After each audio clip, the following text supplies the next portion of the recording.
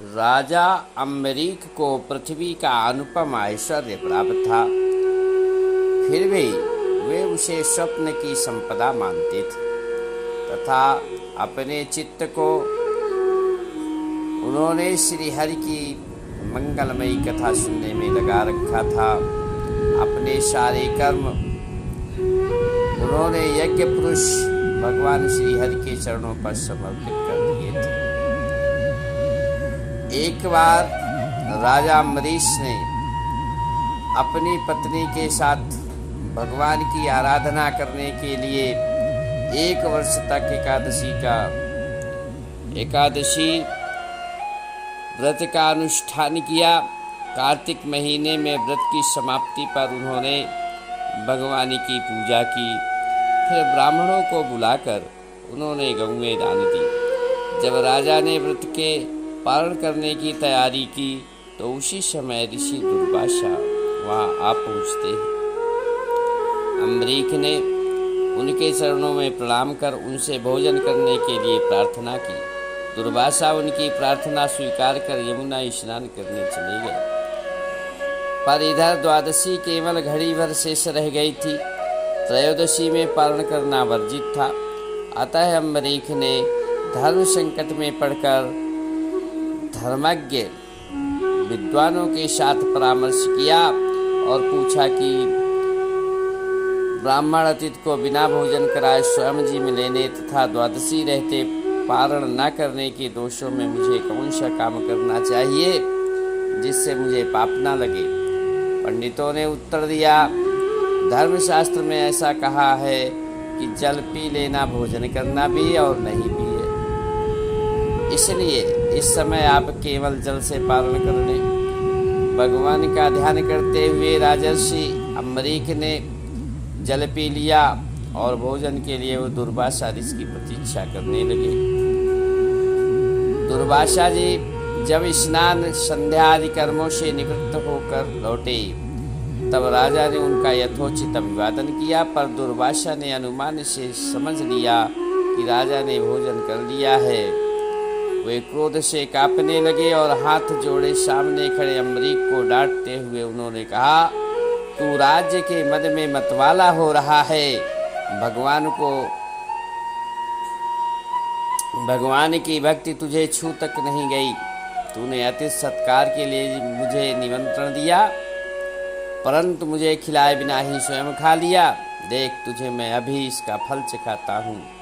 अत्यंत क्रुद्ध दुर्वासा ने अपनी एक जटा उखाड़कर उसे अम्बरीक को मार डालने के लिए कृत्या को उत्पन्न किया।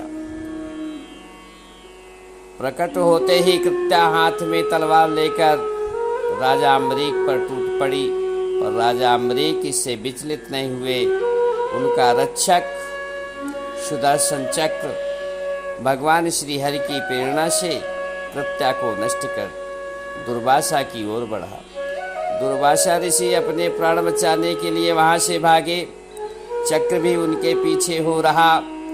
स्वर्ग, आकाश, पृथ्वी, जहां भी वे गए चक्र को उन्होंने अपने पीछे ही लगे देखा।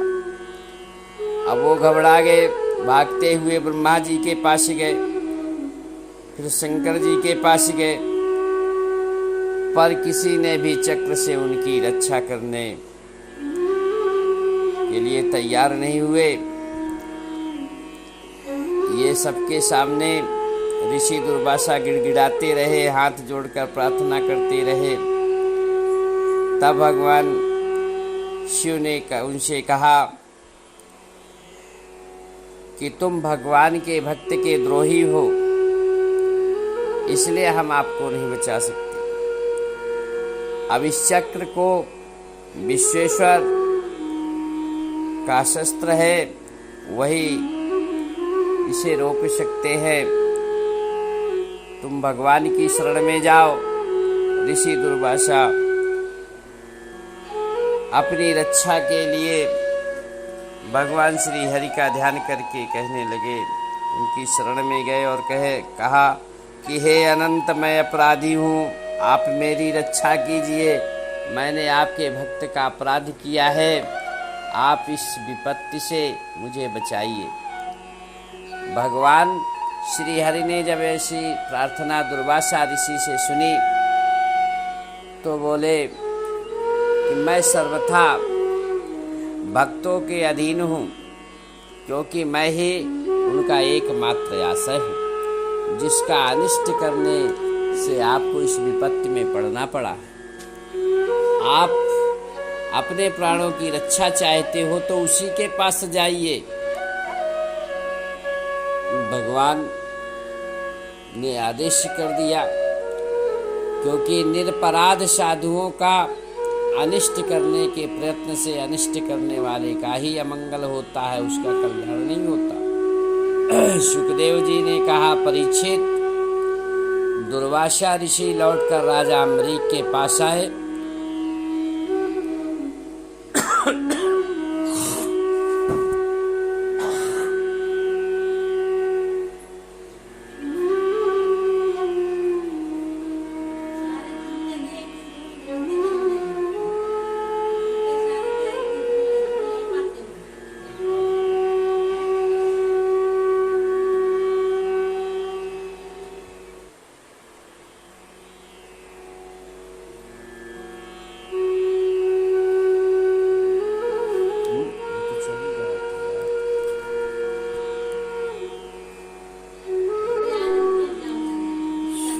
जी ने कहा, परीक्षित, दुर्वासा लौटकर राजा अम्बरीक के पास आए और उनके पैर पकड़ लिए।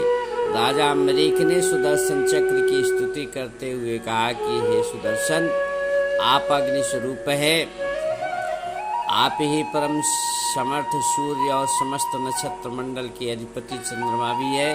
आपको मेरा नमस्कार। आप परमात्मा की श्रेष्ठ तेज है और असुरों को भस्म करने के लिए साक्षात अग्नि है। आपको कोई जीत नहीं सकता। हमारे कुल के भाग्योदय के लिए कृपा कर आप महर्षि दुर्वासा का कल्याण कीजिए। राजा अम्बरीक की प्रार्थना सुनकर के वह चक्र शांत हो गया और ऋषि दुर्वासा उनके तेज से मुक्त हो गए। अब वे राजा अम्बरीक की प्रशंसा करने लगे, धन्य है, आज मैंने भगवान के भक्तों का प्रभाव देखा। राजन, मैंने आपका अपराध किया है, फिर भी आप मेरी मंगल कामना ही कर रहे हैं। जिनका हृदय उदार और करुणा भाव से परिपूर्ण है, भला वे महात्मा किस वस्तु का परित्याग नहीं कर सकते। आपने मेरे ऊपर महान अनुग्रह कर मेरे प्राणों की रक्षा की, आपका कल्याण हो। परीक्षित, जब से दुर्वासा भागे थे तब से अब तक राजा अम्बरीक ने भोजन नहीं किया था। वे उनके लौटने की राह देख रहे थे। उन्होंने दुर्वासा के चरण पकड़ लिए और उन्हें प्रसन्न करके भोजन कराया। दुर्वासा बहुत संतुष्ट होकर राजा अम्बरीक के गुणों की प्रशंसा करते हुए ब्रह्मलोक को चले गए।